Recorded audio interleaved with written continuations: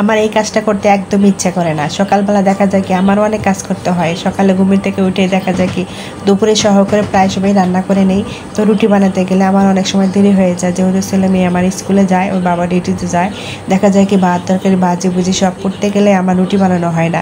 সেজন্য আজকে ভাবলাম যে আমি একটু বিকালবেলায় রুটিটা বানিয়ে হালকা চেকে তারপরে ফ্রিজে রেখে দেবো, 2টা দিন তো 3টা দিন তো খেতে পারবো। মাঝে মাঝে মানে অনেক খারাপ লাগে, দেখা যায় কি এই শরীরটা ভালো থাকে না, দেখা যায় সেজন্য আমি মাঝে মাঝে এভাবে রুটি বানিয়ে হালকা ছেঁকে তারপর ফ্রিজে রেখে দিই। তো ওই যে বিকালবেলা রেখে দিয়েছি, আজকে সকালবেলায় আমি এই যে দেখেন আমি রুটি বানাতে ভাজতে বসে গেলাম। এরপর রুটিটি ভাজা শেষ হয়ে গেছে, আলু ভাজাও শেষ হয়ে গেছে, অপকমেরাতে আমি আলু ভেজে নিয়েছি। এরপর ওর বাবা এই যে দেখেন পেঁপে নিয়ে আসছে।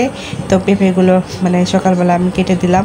এরপর ওর বাবা আমার যেহেতু আজকে ছেলে মেয়ে বাসায় আছে, তাই ভাবলাম এগুলো ওদেরকে নাস্তা দিয়ে সকালবেলা খাবে সবাই মিলে। তো এরপর আমি অন্যান্য কাজ করবো। সকালবেলা দেখা যায় কি অনেক ঝামেলা করতে হয়, আর আজকে দেখা যায় কি সকালের কাজগুলো আমি হালকা পাতলা করে নিয়েছি। এরপর দুপুরে যেহেতু রান্নাবান্না করবো, যেহেতু বাবা বাসায় আছে, ছেলে মেয়ে আজকে বাসায়, তাই ভাবলাম যে আজকে দুপুরে রান্নাটা দুপুরে করে নেব। তো পেঁপেগুলো সুন্দরভাবে কেটে সাজিয়ে নিয়েছিলাম। এরপর আমরা অফ ক্যামেরাতেই কিন্তু খাওয়া দাওয়া করেছি।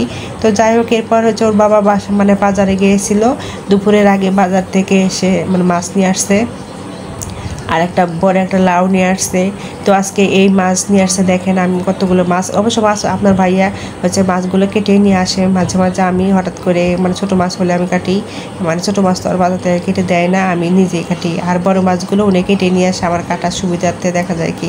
তো কাটতে নিয়েছি, অমনি দেখি কাটতে পারতেছিলাম না, অনেক বটিতে একদমই ধার নেই, কি অবস্থা হয়েছে আমার বটিতে ধার ছাড়া আমি কাটতে পারি না। তো ওই যে পেটির মাছগুলো অবশ্য কাটা গেল, কিন্তু আর এই যে পিঠের মাছগুলো আর কাটা যাচ্ছে না। পরে কি করলাম, আমি এই যে চামচ বা খুন্তি আছে না, সেগুলো দিয়ে আমি বটিতে এভাবেই দাঁড় দিয়ে আমি অনেক সময় সুন্দর দাঁড় হয়, তা আপনারাও চেষ্টা করবেন দাঁড় দেওয়ার জন্য। এরপর মাছ কেটে ধুয়ে পরিষ্কার করে নিয়েছি। এরপর রান্নাবান্না করব, সাথে তরকারিগুলোও কেটে নিয়েছি। তো যাই হোক, রান্নাবান্না করব। এই যে দেখেন মাছগুলো সুন্দরভাবে ভেজে নিলাম। তো এই যে রান্না করছিলাম দুপুরে বাহিরে চুলাতেই।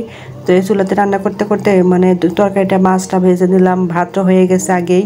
ভাত হয়ে যাওয়ার পরে মাছটা ভেজে নেব, আর তরকারিটা বসিয়েছি। অমনি দেখি গ্যাসটা আস্তে আস্তে কমে যাচ্ছে। তো ভাবলাম তরকারিটা যেহেতু এখানে হোক, যেহেতু লাউ তরকারি আস্তে আস্তে হলে ভালো হবে। এই যে মশলা কষিয়েছি, কষিয়ে নিয়ে তারপরে লাউটা দিয়ে দিলাম, দিয়ে সুন্দরভাবে কষিয়ে নেব।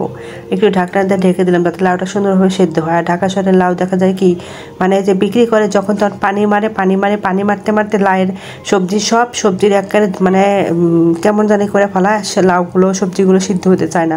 গ্রামের সবজিগুলো দেখা যায় কি অল্প জলে সিদ্ধ হয়ে যায়, অনেক সুন্দর হয়। তো যে কষানো শেষ হয়েছে, এখন আমি মাছগুলো ভেজে রাখা মাছগুলো দিয়ে দিলাম। এরপর দেখি গ্যাসটা একদমই কমে গেছে। ভাবলাম কি করব, এই যে মূলা শাক ভাজি করবো, তার জন্য যে দেখেন ঘরের চুলাতে আমি মূলা শাকটা ভাজি করে নিলাম। তো আজকে ভিডিওটা এই পর্যন্তই। আল্লাহ হাফেজ।